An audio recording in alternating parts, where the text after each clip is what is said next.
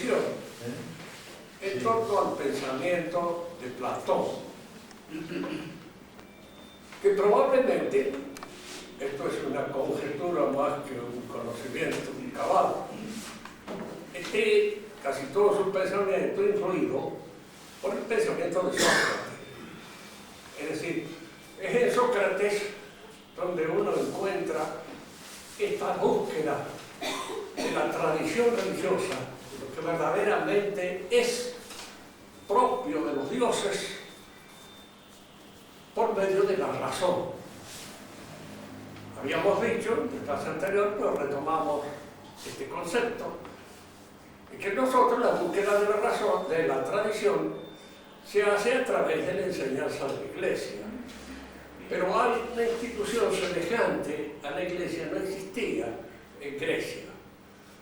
De manera que más bien la Iglesia oficial griega, la religión que se usaba, un poco, no era precisamente la tradición en el sentido tal como ellos podían entenderlo. Porque esta palabra tradición, aunque no está entre los conceptos que manejan los griegos, hay algo que la representa. El mismo Platón, en varios de sus libros, habla de viejas palabras, palai legetais, que ascienden hasta los poetas. Es decir, que los poetas serían de alguna manera los que sostenían las más viejas tradiciones religiosas que el pueblo griego conocía. Se trataba de volver, de recuperar en alguna manera ese tesoro perdido, ese tesoro tradicional, pero la única manera de recuperarlo era utilizando la razón. ¿Qué es? Dentro de todas estas cosas que nos han llegado a través de lo que podríamos llamar las tradiciones históricas, ¿qué es lo que es verdaderamente tradicional y qué es lo que no lo es? Esta es la pregunta de Sócrates, y la que toma a su medida Platón y trata de sistematizarla dentro de un orden filosófico que es probablemente de su propiedad. Aquí nosotros no entramos en la discusión que entran los eruditos porque no hace falta. En primer lugar, yo no soy un erudito, y en segundo lugar, ustedes tampoco tienen un interés en ver qué es lo que era auténticamente propio de Sócrates y qué es lo que puso Platón de su propia capacidad, de su propia inteligencia. Eso lo dejamos de lado. Tomamos el pensamiento de Platón tal como lo encontramos ya en el ejercicio de su plena madurez. Habíamos hablado en la clase anterior cómo este pensamiento es un pensamiento que recoge ideas tradicionales auténticas, aun cuando dentro de un contexto filosófico que, dado el conocimiento que nosotros tenemos de la revelación religiosa, está un poco deformado, pero son ideas auténticas, tradicionales. Habíamos visto cómo para él, en primer lugar, lo que verdaderamente es en las cosas que conocemos es una idea, un eidos. ¿Y esto qué significa? Significa simplemente lo siguiente: cualquiera sea lo que consideremos un caballo, un hombre, en él hay una serie de materiales químicos que están programados, de cierto modo, que tienen una unidad programática. Y lo que verdaderamente lo hace ser eso que es esta unidad programática. Es esta programación de sus compuestos químicos, físicos, etc. Es esta programación. ¿Y qué es una programación? Una programación, de hecho, es una idea realizada, un plan. Es lo que nosotros queremos, es lo que podríamos llamar, digamos así, un diagrama por el cual se entiende ciertas cosas. Y esto depende de la inteligencia. Entonces Platón acá descubre una cosa que indudablemente no la ha descubierto él, sino que la ha recibido en cierto modo por herencia. En el mundo hay dos aspectos que considerar.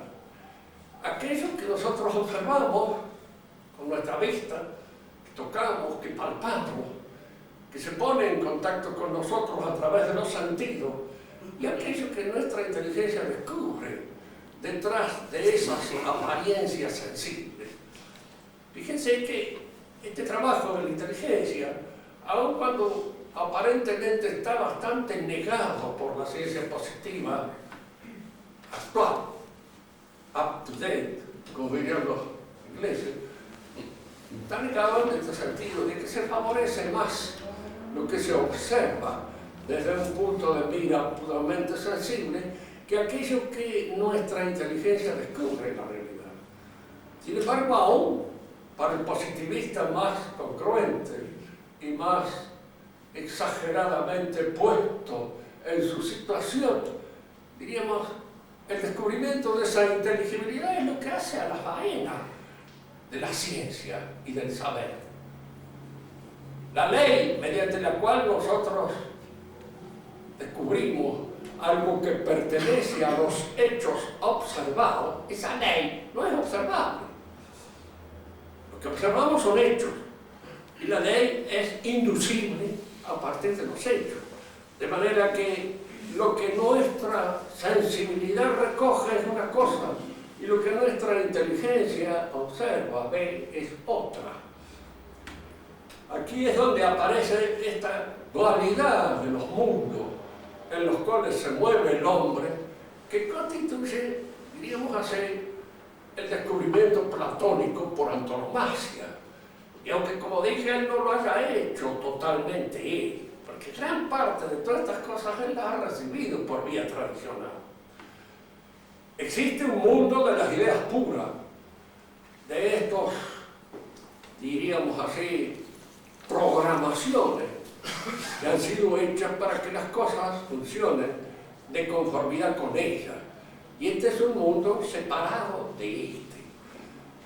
Aquí, en esta separación de estos dos mundos, en este no estar unidos, el mundo de las ideas y el mundo de la captación sensible, es donde aparece la influencia de la ciencia rectrix que hemos mencionado en la clase anterior en Platón, es decir, de la matemática. Influencia que de alguna manera le permite a él distinguir estos dos aspectos en la realidad que descubre. Pero al mismo tiempo esta influencia tiene sus aspectos negativos. Ya les había dicho, en oportunidad de otra conversación, de que siempre que se usa una ciencia como modelo de todo saber, este modelo de todo saber impone no solamente algunas virtudes y algunos aspectos positivos en la congruencia del sistema planeado, pero sino también algunos defectos. Y uno de los defectos principales del matematicismo de Platón es este. El mundo de las ideas, muy bien, es un mundo que planea en la inteligibilidad pura. Y fíjense que está tomado precisamente de las ideas matemáticas. ¿Dónde está el triángulo? ¿Dónde está el punto? ¿Dónde está la recta? ¿Dónde está el círculo? Etcétera, etcétera. Indudablemente, ninguna de las realidades sensibles, aunque sean parecidas, aunque sean medios circulares, medios triangulares, medios rectos, no son ni la recta, ni el punto, ni el círculo. Son otra cosa. Lo que le cuesta a Platón para poder explicar la relación que existe entre ese mundo mental, puramente inteligible, que es el que verdaderamente es, y este otro de apariencia sensible, que no es totalmente lo que es. Porque si seguimos esta comparación, diríamos, un triángulo de tierra, aun cuando nos convenga más tenerlo para nosotros, es menos triangular que el triángulo. El triángulo es una definición puramente geométrica, y el triángulo de tierra es una realidad concreta, pero que es más o menos triangular, nunca es del todo un triángulo. Para Platón esto está actuando en toda su investigación filosófica, porque para él lo que es aquello que la inteligencia capta como una cosa, diríamos así, sin alteraciones, con toda congruencia y fidelidad, como se captan los entes matemáticos. Y lo otro que no logra realizar su plenitud matemática no es. Es y no es. Es decir, es un mundo que en alguna medida parece participar del otro, pero no tiene la realidad plena del mundo de las ideas. La dificultad que se presentaba en un sistema de esta naturaleza, y que hemos señalado en la clase anterior, es cómo de ese mundo puramente ideal surge el mundo real. La solución que él da es una solución aceptable, pero es religiosa, no es filosófica. ¿De dónde surge el demiurgo que con su mente puesta en las ideas puras y sus manos, diríamos así, potencia, su capacidad realizadora puesta en esta masa que no es, que es la materia, realiza este mundo? ¿De dónde surge su pensamiento? Si no es una idea, ni es tampoco un ente real que pertenece al mundo sensible, está fuera o descolocado del mundo de Platón.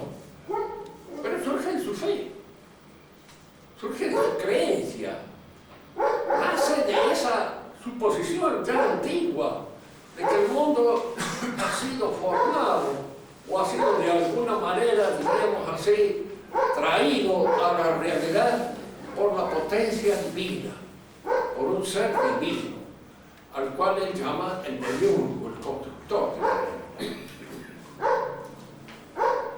Dentro de este mundo también aparece con ciertas dificultades para su interpretación la presencia del hombre. ¿Qué es el hombre? Platón. Fíjense que aquí diríamos, Platón tiene una idea del hombre un poco especial.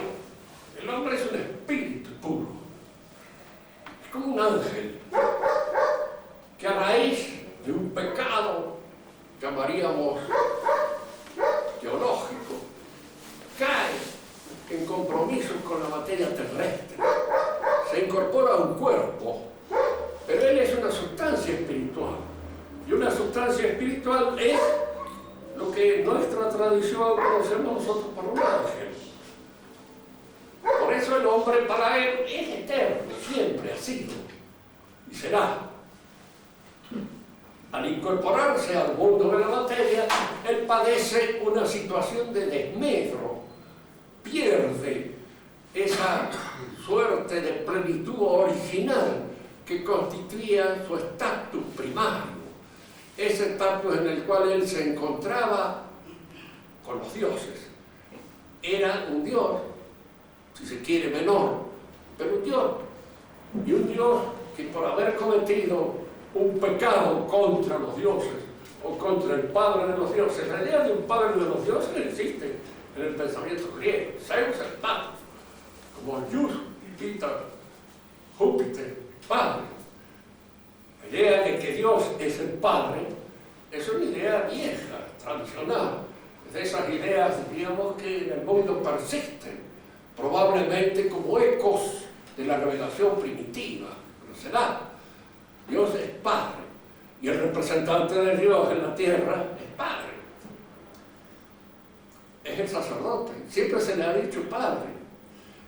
Por eso le preguntaba a una señora que me preguntaba por qué no se podían ser sacerdotes las mujeres. Bueno, digo, porque no pueden ser padres, tampoco. Y aunque algunas tengan gusto por serlo, no lo sé. Son madres. Hay hombres también que les gustaría ser madres y no lo son. Son padres, de manera tal de que nosotros nos encontramos ante este hecho, que es proveniente de la imagen divina del hombre. Platón usa también aquí esta noción, esta rebelión de los dioses contra el padre de los dioses, es el que provoca su caída. Y esta caída es su derelición en la materia, en el cuerpo, en la corporalidad, en la cual están desde ese momento como en una prisión, la prisión del cuerpo. Estas son nociones platónicas. Vamos a verlas después. Reaparecen en la teología cristiana. Y a veces reaparecen de una manera un poquito perversa. Es decir, a veces son los gnósticos los que se inspiran mucho en Platón para favorecer este hiperespiritualismo que en realidad niega toda aquella fundamentación material de la realidad. Importante esto porque se peca dos veces. Se puede pecar por caer en las bestialidades y se puede pecar por querer ser ángel. Qui veut faire l'ange fait la bête, dice Pascal. Quien quiere hacer el ángel hace la bestia, porque no somos ángeles. Y esto es fundamental tenerlo en cuenta para poder apreciar incluso las condiciones del buen amor humano, que siempre es físico y que siempre parte en alguna medida de nuestra corporalidad y que se asienta y se enraiza en esa corporalidad. Bien. El hombre es entonces para Platón una sustancia espiritual que debe volver a su patria, debe volver, tiene la nostalgia de su retorno a eso que podríamos llamar la idea del paraíso perdido, pero que en Platón es algo más que el paraíso, es la divinidad misma lo que el hombre ha perdido. Acá la idea del paraíso perdido, de la caída del hombre, está retomada en un contexto espiritualista mucho más, diríamos, intensamente espiritual que en la tradición auténtica, que es la tradición que nosotros sostenemos. La caída del hombre, nosotros es una caída de un ser que está cuerpo y alma. Y su caída indudablemente lo afecta espiritual y corporalmente, en todo sentido. Y es una pérdida de esa justicia original, de ese estado de perfección en el cual fue hecho. Y como pérdida, él de alguna manera influye, diríamos así, sobre toda la corporalidad y la materialidad. En Platón esta caída es ontológica, porque es la caída de un estado óntico superior a un estado inferior. Y todo el proceso de recuperación de su verdadera naturaleza es lo que constituye, diríamos así, el pensamiento platónico más interesante, más importante. Su idea política incluso surge de esta consideración. El hombre es un ser venido a menos. Como ser venido a menos, él tiene que rescatar la pureza de su origen a partir de la situación de desmedro en la cual se encuentra. Pero para rescatar la pureza de su origen, el hombre no puede hacerlo solo. No puede ese rescate realizarse por un esfuerzo solitario y personal.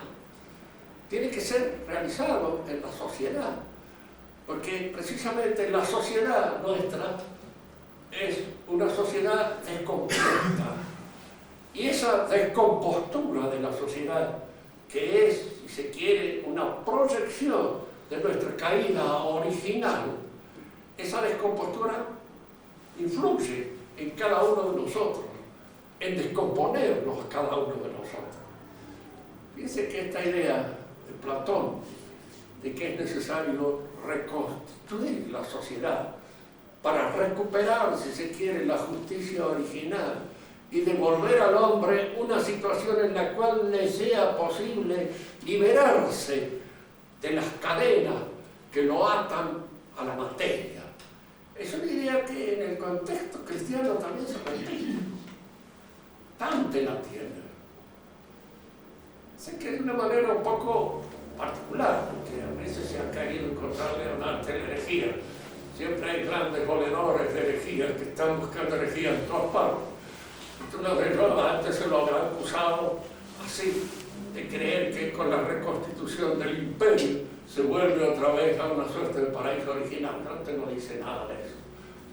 Pero dice que sí, que la buena articulación, la buena organización del orden social auspicia un ámbito en el cual se puede desarrollar esta liberación o esta recuperación de la integridad humana.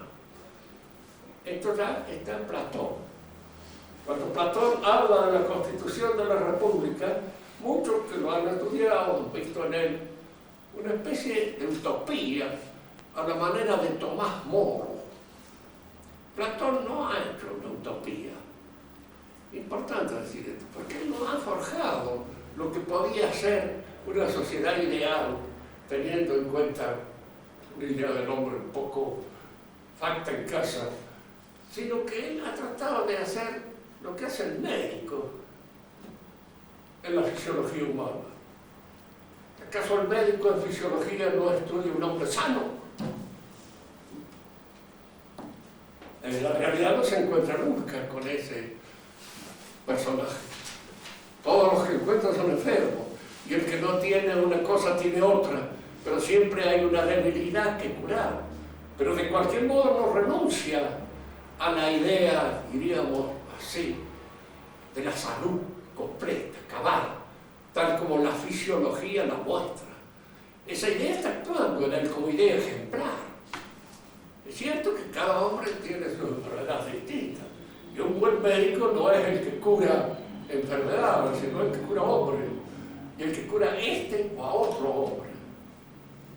En el orden social pasa algo parecido, según la enseñanza de Platón. El buen político es como el buen médico.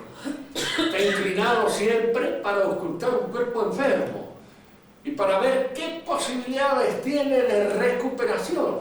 Pero para ver las posibilidades que tiene de recuperación, indudablemente hay que tener en cuenta una serie de factores que se dan en el caso concreto de este hombre que se observa. Y en el orden social pasa lo mismo.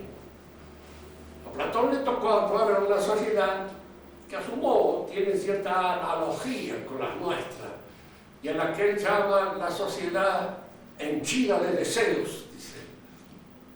Está bien hecho, porque es la sociedad de consumo, es la sociedad donde se excitan, se conmueven y se emocionan todos aquellos deseos compraventísticos que el hombre tiene para ofrecerle ventas, cualquier cosa.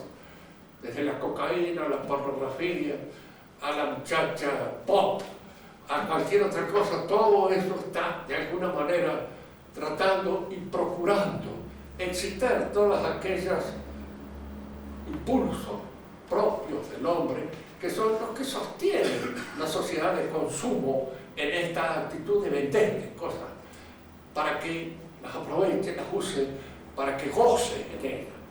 Esta sociedad henchida de deseos es la sociedad en la cual Platón está actuando y obra. Y él se da cuenta que esa sociedad debe ser recompuesta, si se quiere, de alguna manera que aquellos mejor dotados de los hombres puedan lograr su liberación de esta situación de desmedro en la cual se encuentra el alma humana. Aquí conviene hacer una pequeña aclaración. Los griegos son fundamentalmente aristócratas. Nunca podemos olvidar eso. Porque cuando a Platón le hablan de la liberación de los hombres, él siempre dirá, será una minoría la que se libera. Porque son capaces. Los otros se pierden y se hunden. Porque hay algunos que tienen más relación con la bestia que con la humanidad, que con el espíritu. Y otros que no son ni una cosa ni otra.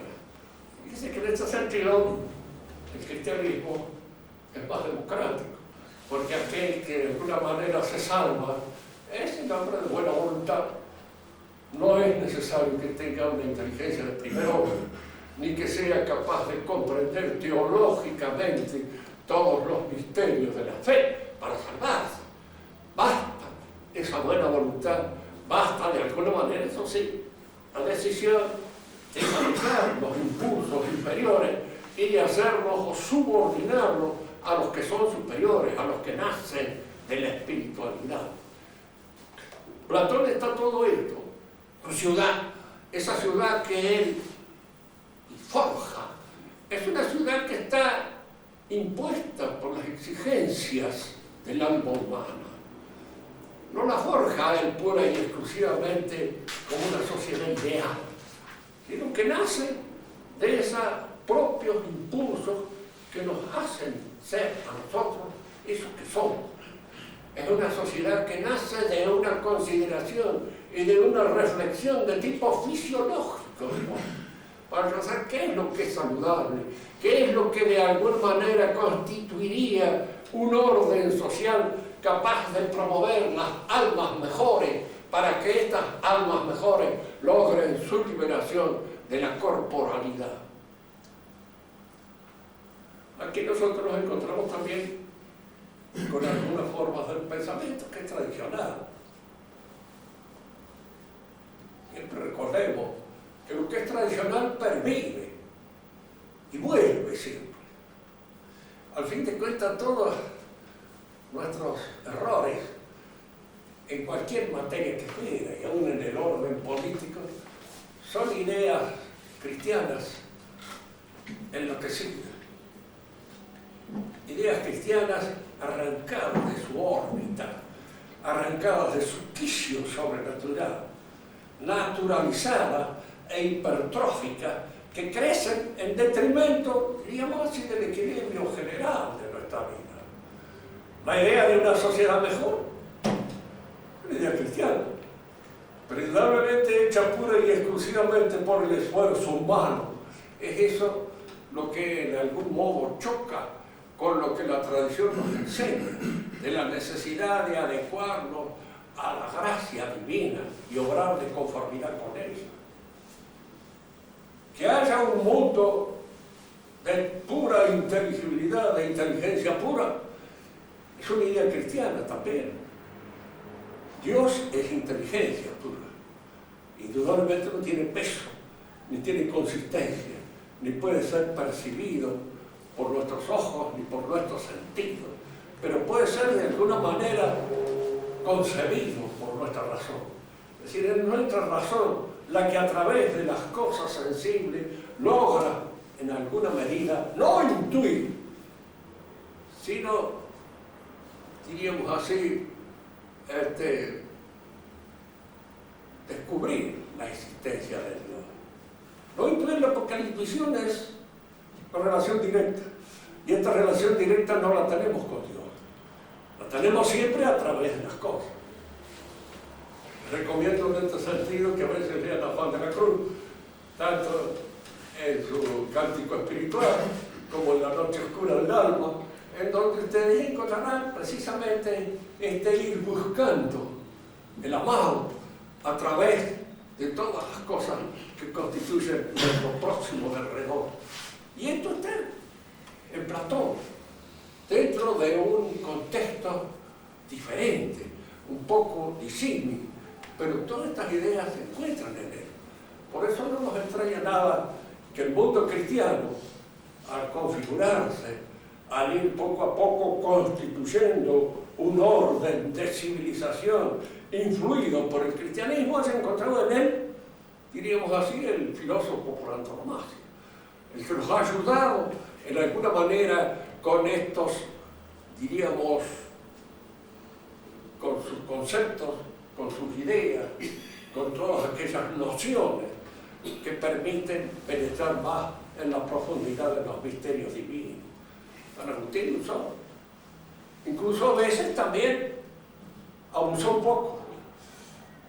Cuando él habla del alma humana, diríamos así, San Agustín cae en un cierto platonismo, porque él dice que hay que compararla con el jinete, que sea un caballo. Bueno, pero el caballo es una cosa y el jinete es otra, son dos, y no constituyen una realidad única, sino que son dos realidades. Y en San Agustín esto aparece un poco, diríamos así, como si esta dicotomía en la apreciación de lo que es el hombre fuera una influencia platónica o maniquea, que en él queda como rastreario de su anterior paseo por estos pensamientos, por el pensamiento de Platón y también por el maniqueísmo, que en alguna medida influyen a veces sin quererlo.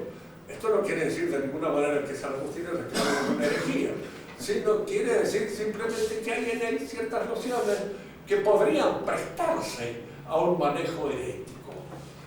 Podrían prestarse, basta sacarles un poco el quicio en el cual San Agustín todavía las tiene para que esto dé lugar a un pensamiento efectivamente y realmente herético. En Platón, la posibilidad que tiene el hombre de eludir, diríamos así, este peso de la carne, la pesantez terrestre que en él se hace, en el hombre se hace efectiva, pesa y le impide volar, llegar hasta aquella patria a la cual efectivamente y definitivamente pertenece. ¿Cuáles son los caminos que conducen a esta realidad superior y las que el hombre debe transcurrir para alcanzarla? Y él señala dos caminos: el camino del conocimiento y el camino del amor. Aquí conviene hacer algunas aclaraciones. Y aclaraciones en las cuales de algún modo se conjugue el verdadero pensamiento cristiano. Para nosotros el amor y el conocimiento constituyen una realidad indisoluble. Yo no puedo amar lo que no conozco. Es fundamental, diríamos así, conocer para amar. Porque el amor, propiamente hablando, en términos espirituales, es la voluntad. La voluntad que está llevada, conducida hacia el bien que la inteligencia le propone. Y el bien que la inteligencia le propone es un bien del conocimiento. Bueno, aquí hay una idea en Platón que posteriormente va a ser retomada por Aristóteles dentro de un contexto más de sentido común, más, diríamos, accesible a nuestra mentalidad común. Y es esto, que el alma es, en alguna medida, aquello que conoce. Importante esto, porque Aristóteles decía que el alma es, en alguna medida, todas las cosas. O si es estita onta panta. El alma es, en alguna medida, todas las cosas. ¿Por qué? Porque el que se acostumbra a conocer en un nivel, se queda en ese nivel. Y de alguna manera, diríamos, su conocimiento lo va como haciéndolo intrínsecamente.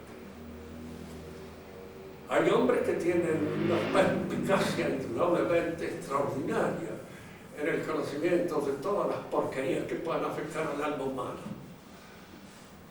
Conocen todos los vericuetos de la caída y saben explotarlo perfectamente bien, en beneficio a lo mejor de sus aspiraciones, de sus ambiciones de dominio. Saben dominar porque conocen los vicios, conocen el lugar de la caída, conocen perfectamente bien todo eso. Hay incluso a veces en los hombres que uno conoce este conocimiento. Yo me acuerdo que tenía un amigo que era un gran mujeriego ante los ojos de Dios, y de alguna manera, cuando entrábamos en algún lugar, él sabía muy bien dónde tenían que poner el ojo para obtener algún resultado en favor de sus designios. Yo empecé me bramaba a mí, yo sabía salir, o sacaba a bailar a una chica, y dije, pero no se quiere casar, ¿qué quiere? Como diciendo, lo último que puedes hacer es casarte. Pero elegir, entonces acá hay que elegir el punto. ¿Y cuál es el punto? Bueno, yo nunca lo conocía el punto, no sabía cuál, pero él sabía perfectamente bien cuál era el punto, dónde había que apuntar para empezar a tenerlo. ¿De dónde sacaba ese saber? ¿De dónde sacaba ese conocimiento? Indudablemente de la frecuentación de todas estas realidades, diríamos así, que escapan a veces a nuestra percepción. conocía eso bien, lo conocía con precisión, lo conocía con una precisión que a veces era casi una intuición de tipo matemático, porque no le erraba casi nunca, pegaba cierta razón. Hay entonces un conocimiento que a uno lo coloca a la altura de esas cosas que conoce. El diablo, por ejemplo, debe ser una gran inteligencia, con toda seguridad, pero una inteligencia que trabaja en ese nivel. Lo que siempre le resultará extraño es el ser que escapa a las consideraciones de ese nivel en el que él se maneja. Y ustedes verán también a veces en esos hombres que se sobran por ahí de ver a un individuo honesto. ¿Qué se cree? ¿Quién cree que? ¿En qué estará pensando este estúpido? Que de alguna manera no es capaz de lograr tales o cuales objetivos a los cuales está él directamente relacionado. Cuando el alma asciende precisamente por esta especie de observación de las cosas y de querer ir al fundamento de ellas.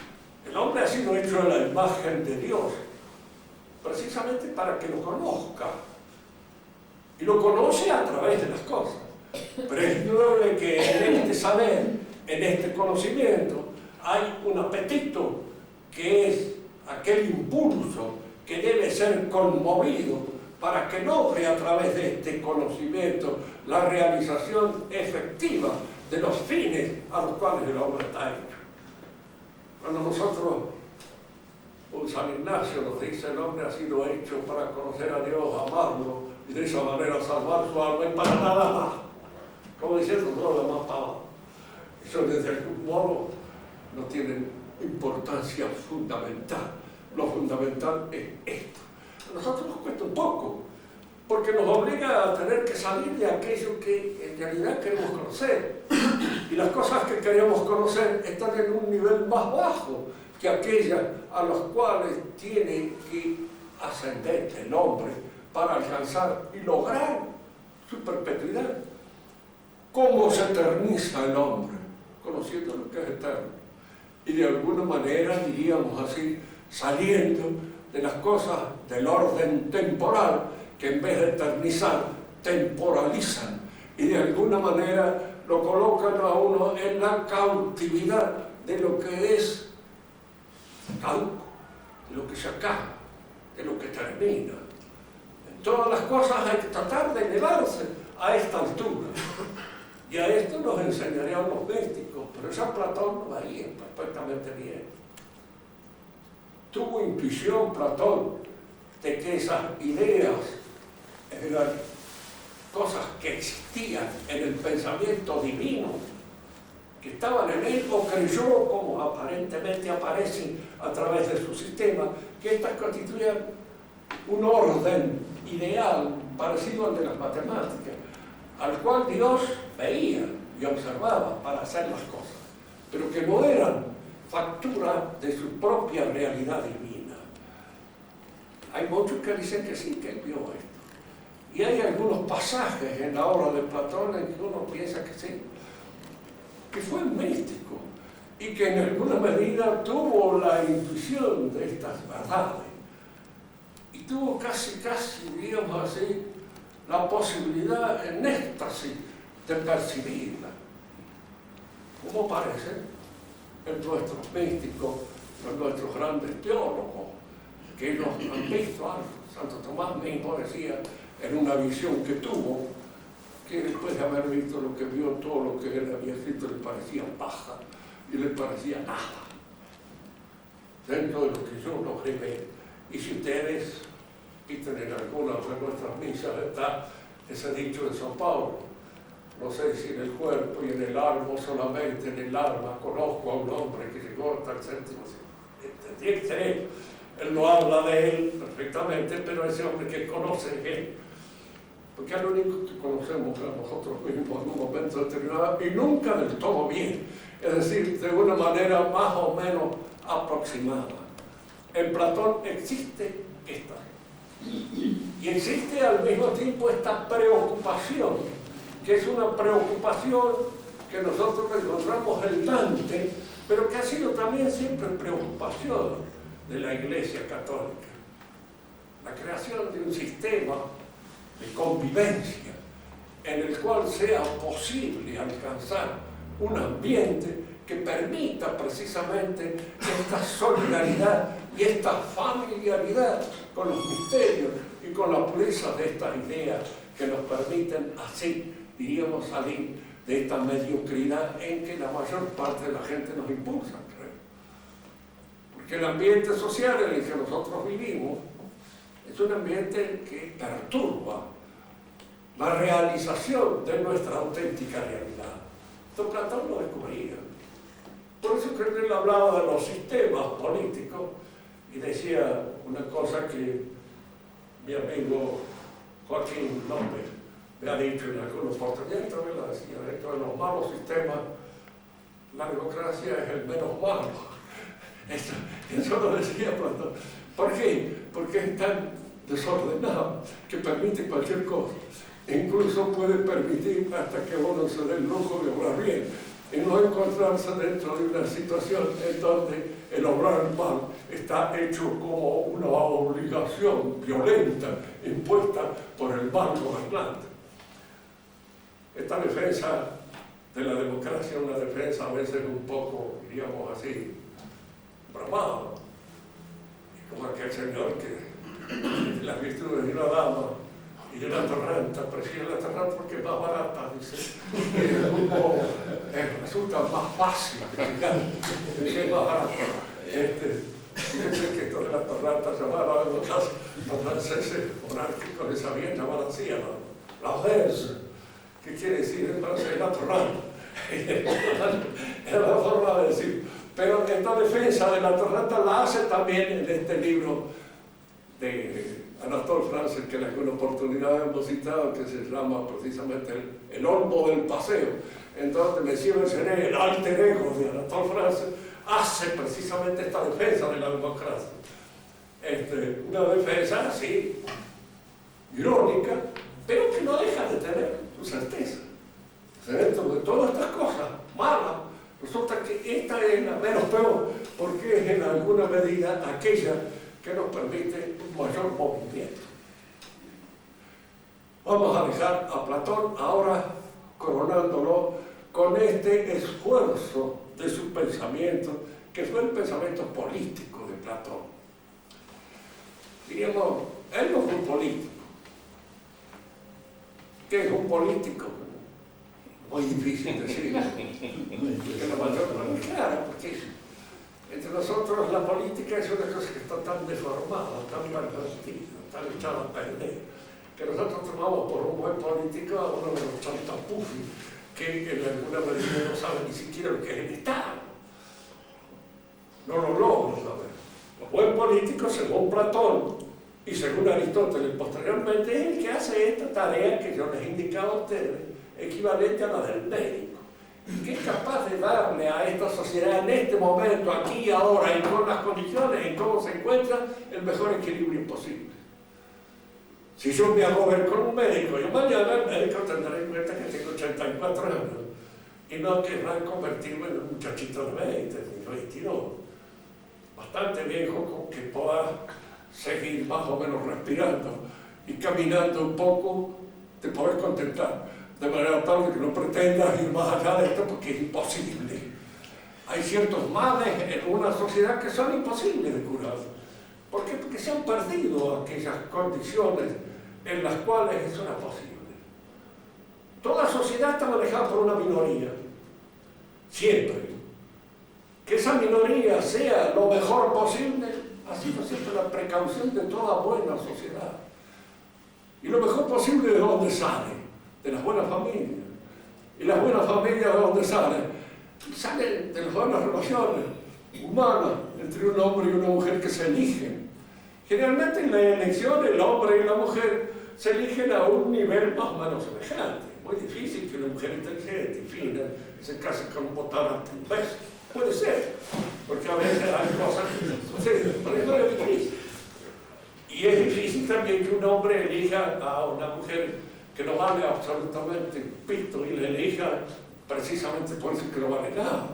como decía el caso de Rousseau, aunque era mucho más viva de lo que Rousseau pensaba, pero de algún modo, diríamos así, él me eligió casi analfabeta, que no sabía ni siquiera conocer la hora en el reloj.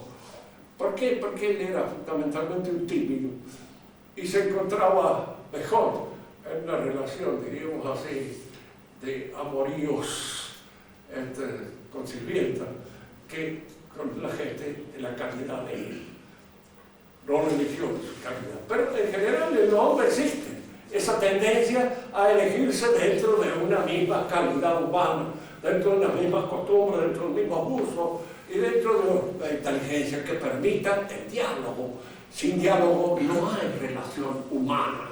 La relación es infrahumana, es decir, es inferior a lo que exige el hombre. Por eso, diríamos así, las buenas sociedades vigilan sus minorías. Las vigilan a través de la historia, creando, diríamos así, situaciones de nobleza, etcétera, con una serie de obligaciones que son propias de esa sociedad. Yo siempre les decía a veces a los alumnos, porque sospechaban en todo esto que yo estaba haciendo un elogio, no sé de qué, o un autoelogio, como diciendo, debe creerse un aristócrata veneno o menos, o algo así por el estilo.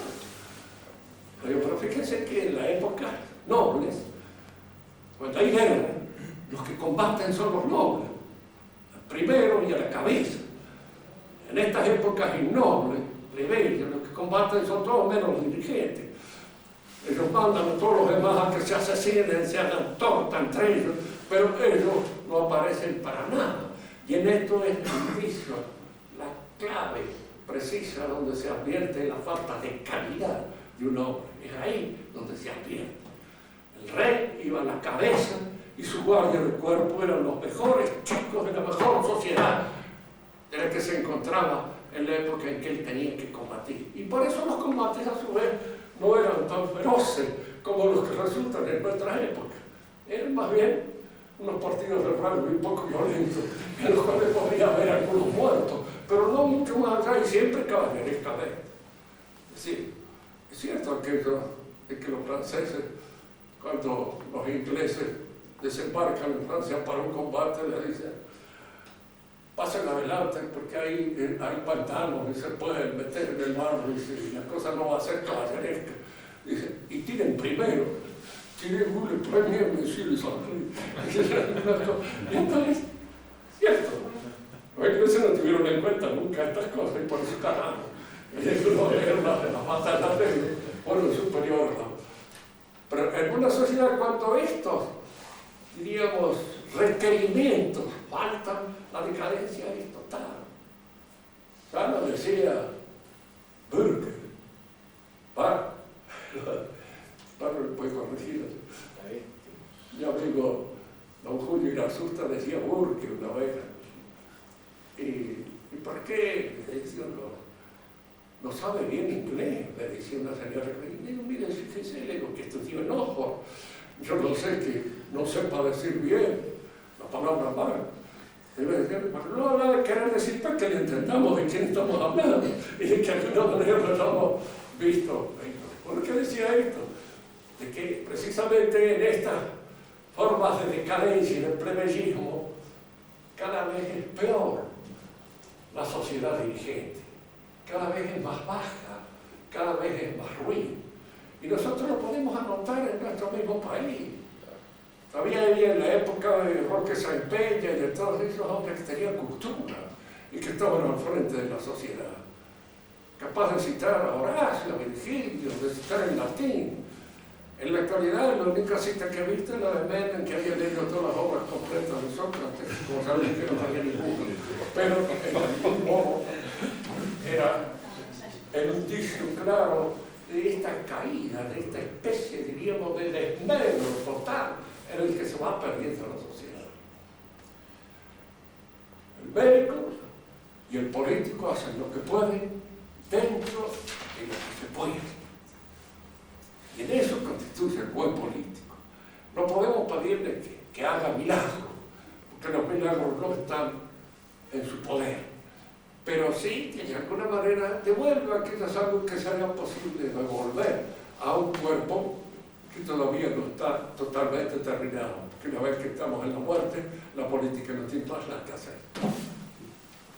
Bueno, si ustedes quieren hacer algo en la Divina Comedia, él trata a veces del imperio, de la reconstitución del imperio, y él habla de la caída provocada por Constantino al dar una parte de libertad a la Iglesia y arrancar del imperio todo el poder político. Él supone esto como una segunda caída del hombre, lo cual ahí probablemente una exageración, pero la segunda caída del hombre es la revolución. Es decir, es la idea que nace en el hombre de querer reconstruir la sociedad sobre bases puras y exclusivamente naturales y humanas, sin atender más al orden sobrenatural, que es aquel que viene, injertándose en nuestra naturaleza, la perfecciona y la recupera. Cuando no tenemos en cuenta eso, ahí es una segunda caída indudablemente. No del mismo carácter que la primera, pero sí con las consecuencias desastrosas y horribles que traen para todo el orden social en el que nos movemos. ¿Qué pregunta, padre? Bueno, mire, yo creo que sí, que en cierto modo se puede hacer. Es decir, en la medida en que la sociedad se desmedra y cae la gente. La Iglesia está formada por hombres nacidos, surgidos dentro de esa sociedad. Y dentro de esa sociedad va tomando esos hombres. En la actualidad, por ejemplo, lo que uno más echa de ver en la Iglesia es la poca calidad de los que mandan, de los que la gobiernan. Esa especie, diríamos así, de temor que tienen ante los poderes públicos. Ese no querer quedar mal en un hombre bien acostumbrado, diríamos, al comando. De la superación, ese temor no existe. A fin de cuentas todos somos hombres. Pero eso de querer acariciar a contrapelo el lomo del judío, el lomo del maometano, el lomo de esto, el otro, aquello, es indicio de una pérdida de calidad en la gente que gobierna la Iglesia. Ahí se advierte. Y sí, se advierte muchas veces, no lo tiene más que tratar a veces con algunos de...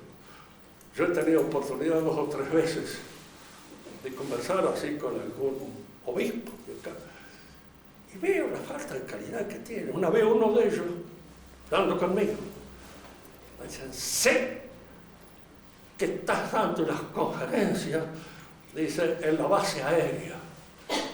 Me gustaría que me informaras acerca. Le digo yo, mire, usted ha recibido de mí una mala indicación. Yo soy un hombre que me creo bien nacido. Y en mi casa nunca hemos sido alcahuetes de nada. No digo ni de obispos ni de no obispos, de nada. Yo voy a un lugar donde me invitan y trato de responder de la mejor manera posible, sin ir a llevar informaciones a nadie de lo que allí veo. Nada más que el que se quedó olvidado. Nunca se lo había pensado. ¿Por qué no se lo había pensado? Porque jamás ha estado al nivel en el cual esas cosas son. Jamás le han dicho, mire, hay ciertas cosas que un hombre bien no hace, no las puede hacer, por razones de educación, porque no ha sido creado para eso. ¿Qué va a hacer? Me toma a mí por quién.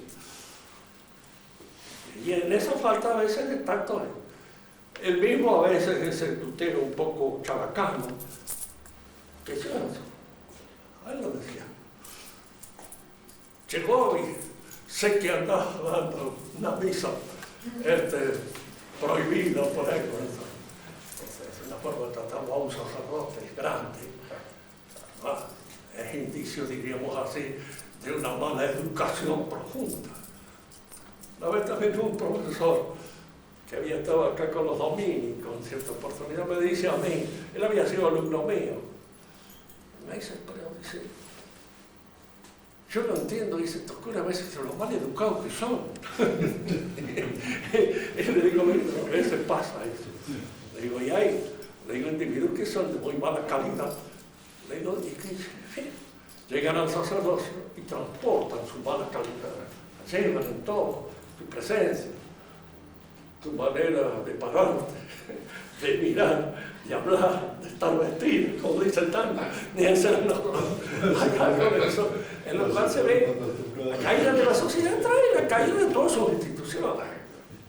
Y así como a veces hay un juez que se respeta porque sabe lo que es juez, y le ha quedado grande el cargo, normalmente, y otros hombres lo mismo. Ya no se respetan más, no hay más respeto. Profe, ¿qué me dice el otro? Un poco más.